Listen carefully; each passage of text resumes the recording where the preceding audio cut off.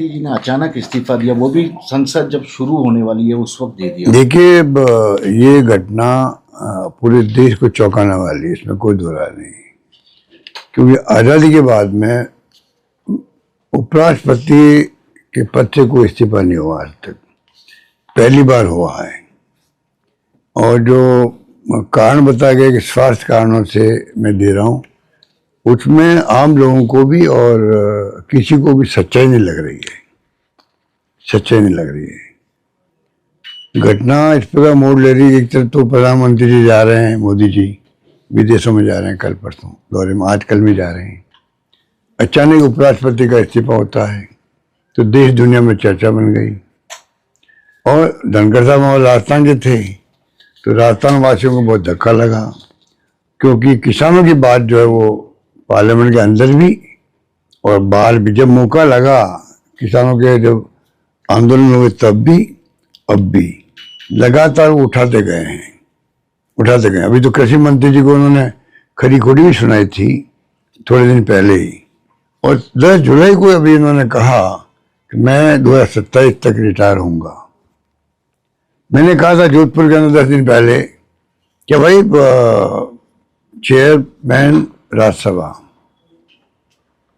और लोकसभा स्पीकर दोनों राजस्थान से हैं और दोनों दबाव में काम कर रहे हैं।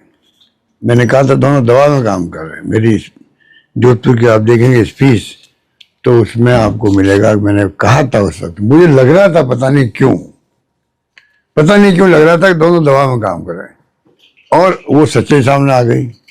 अब दबाव में काम करने वाला व्यक्ति इस प्रकार से चौंकाने वाला इस्तीफा दे सकता है, मेरा मानना है। अब असली बात क्या हुई है वो तो आरएसएस जाने या बीजेपी वाले जाने, ये किसी को नहीं मालूम है। आरएसएस को मालूम होगा, प्रधानमंत्री जी को मालूम होगा, मेरे ख्याल से ज्यादा तो मैं कह सकता हूँ 2 को मालूम होगा कि किन कारणों से इस्तीफे हुए हैं। क्या बीजेपी में सब कुछ ठीक नहीं चल रहा? क्योंकि कल बीएससी की बैठक थी, जेपी नड्डा भाग नहीं लिया, उपराष्ट्रपति जी ने भी वहां पर बुलाया था उन लोगों को, आइए बात करिए, तो मंत्री, केंद्रीय मंत्री ही उनको तवज्जो नहीं दे रहे थे, नाराज। पता नहीं क्या हुआ है, चौंकाने वाली घटना। ये दिन भर हाउस चला है, उन्होंने भाग लिया है।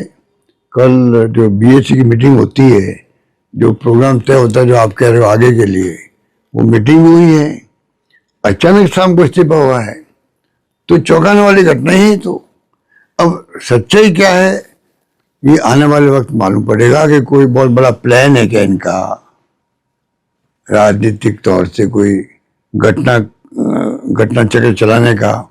ये तमाम बातें अभी तो बाहर आई नहीं है, पर दबाव में रहे दोनों, ये मैं नोट कर रहा था और मैंने कहा था। हालांकि उसका खंडन किया उपराष्ट्रपति जी ने, और क्योंकि मेरे तो उनके परिवार से 50 साल के संबंध हैं, 50 साल किसे कहते हैं, वो खुद ही कहते थे बाहर, अभी भी कहा।